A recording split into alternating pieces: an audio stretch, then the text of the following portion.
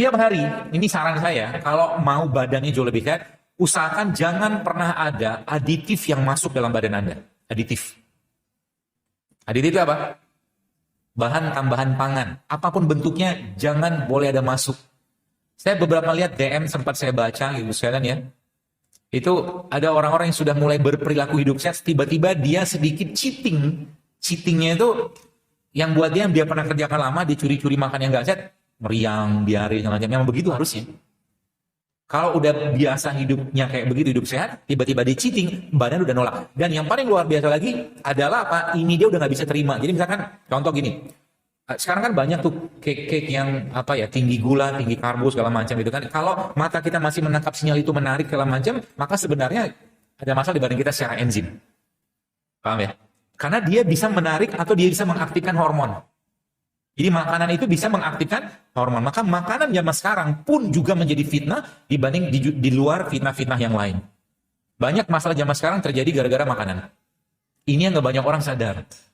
Ya, seperti itu. Eh, jadi ketika Anda nanti makan, ya mulai berpikir untuk makan, mikir kira-kira yang saya makan ini bisa jadi bibit penyakit atau malah justru bikin saya sehat. Kalau udah pola pikirnya udah jalan kayak begini, maka kita akan sayang banget dengan badan kita. Baik, saya kasih tahu satu. Saya pernah baca dalam sebuah hadis juga bahwa ternyata selama ini kita mengenal bahwa yang namanya sodakoh itu paling baik kepada keluarga, kan gitu.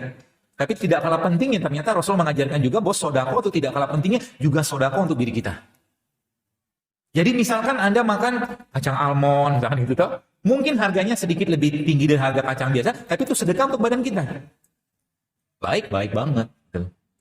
Walnut segala macam. Jadi berikan yang terbaik. Sama juga kalau Anda punya mobil bagus gitu kan, atau mungkin apapun lah kendaraan rumah yang bagus, mas pasti dirawat dengan baik. Kenapa? Pertanyaannya itu kenapa kita tidak merawat badan kita dengan baik gitu loh. Masih dengan enak-enaknya, dengan suka-sukanya masukkan yang tidak sehat ke sana.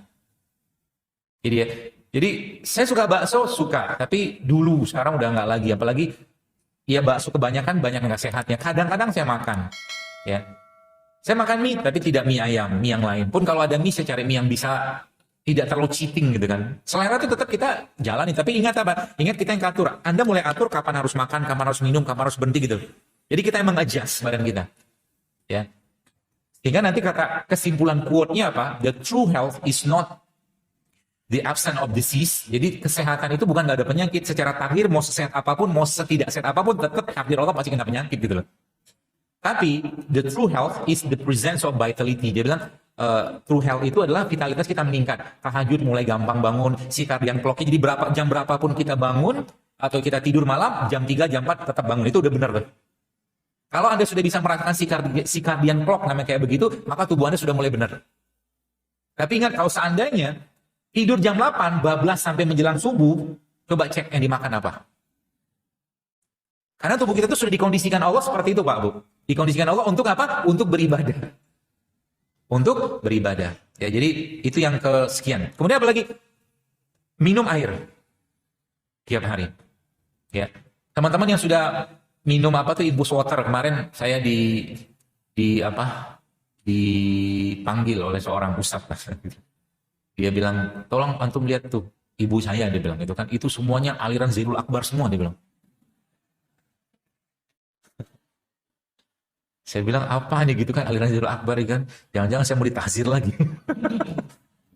Jurus syiar Rasulullah sekarang nggak usah jurus syiar Rasulullah, ada yang itu jurus syiar rame-rame aja. Saya pergilah ke rumah mertuanya, ternyata benar. Di kulkasnya Bu, semua jenis infus water ada. Dan ustadz itu bilang ke saya, alhamdulillah, jazakallah khair, dia bilang, sekarang biaya hidup istri saya sudah mulai dikurangi karena mereka udah gak makan nasi gara-gara antum. Dia bilang.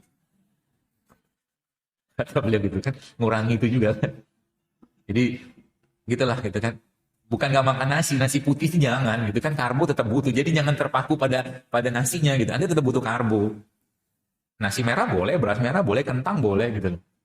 Ya, nasi putih aja yang sekarang itu banyak masalahnya. Jadi air, tiap hari Anda harus minum air. Bagaimana cara minum airnya? Cara paling gampang. Setiap sholat Anda minum 1 gelas. Setiap sholat. Jadi kalau gelas kayak begini kan sekitar 300 mili gitu kan. Maka kalau setiap sholat berarti 3 kali 1.500 mili satu hari udah cukup banget. Ya, setiap sholat. Kalau ada yang masih menggunakan infus atau air nano itu, tetap Anda harus butuh air putih. Karena air itu juga hati-hati. Air nano itu pada beberapa jenis buah dan sayuran, itu bisa menurunkan tensi dengan cepat, atau dia bisa menaikkan gula darah juga. Hati-hati. Kalau Anda masukkan ke dalam air nano itu, misalkan gini. Jadi kalau teman-teman bikin air infus itu kan, atau air nano itu, misalkan kurma. Kurma juga kalau dipakai jangan banyak-banyak.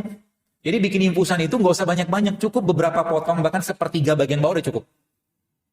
Ya, karena kita butuh ekstraksi dari bahan yang ada pada dia itu, dari semua bahan. Jadi kan kenapa kurma? Kurma paling bagusnya memang diajarkan Nabi SAW. Tapi kalau kita nggak punya kurma, pakai yang lain juga boleh. Anggur tuh gulanya tinggi. Jadi kalau kita pakai anggur, maka jangan banyak-banyak anggurnya. Kalau saran saya, nanti ini belum saya share, tapi kalau teman-teman yang menggunakan infusan buah, masukkan satu tumbuhan rimpang yang bersifat balance, yaitu apa? Jahe. Ya, jadi kalau Anda misalkan masukin semangka, masukin jahe. Ya, misalkan Anda masukin anggur, masukin jahe juga dengan perbandingan yang sama. Itu salah satu trik. Sekarang kan banyak tuh yang saya kasih rules. 3 rules kemarin itu kan, yang pertama pakai sayur, kemudian pakai rimpang, kemudian terakhir pakai buah gitu kan. Itu sebenarnya memenuhi kebutuhan asupan mineral sebenarnya. Karena disuruh makan buah kan kadang-kadang kita lupa. Tapi kalau minum kan kemungkinan besar kita nggak bakal lupa. Gitu loh. Maka dengan kita menggunakan konsep seperti itu, sebenarnya kita sudah mengasup nutrisi yang pada dasarnya nanti dia bisa memperbaiki tubuhnya. Sehingga nanti apa? Sehingga nanti tensinya turun, kolesterol turun, semua turun dengan sendiri. Kenapa? Food can fix it. Kata kunci. Ya, makanan bisa mengubah atau memperbaiki itu. Ya.